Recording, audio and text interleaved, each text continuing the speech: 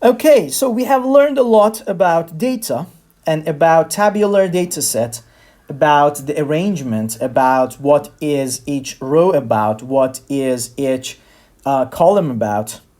Let's review it for the last time and go to a new topic. So to break it down, it's about a topic, a phenomenon, something out there in nature or in human psyche and mental problems, mental topics. But in general, there is a phenomenon where we want to study it, okay? And we want, this is us, and we want to study this phenomenon. And in order to study this phenomenon, we have to know, okay, what to measure. What is important here? And these important things are the variables that we have to record about this phenomenon. And then we have to decide how to preserve the data. And this preservation, this indeed storing of the data is related to the ability to retrieving the data in a way that it is computer friendly. And we said that this is the way to do so, at least in the scope of our module, and it is called tabular data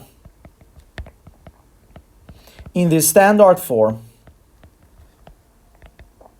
And this standard form is about every case in one row and every variable in one column. You have definitely noticed that in the terminology of this module, I have used these terms quite interchangeably.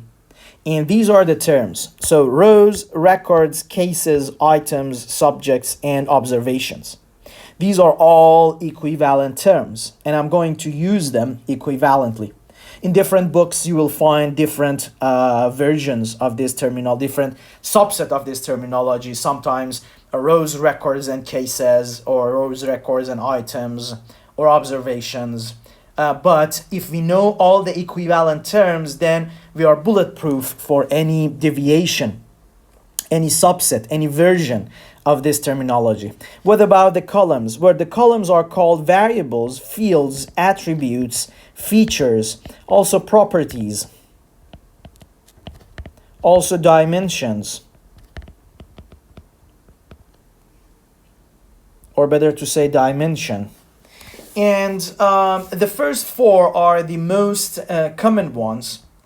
So you are good to go if you remember that every column is also called a variable, a field, an attribute, a feature. And if you memorize all these equivalent terms, we would be on a good situation to communicate with each other nonchalantly.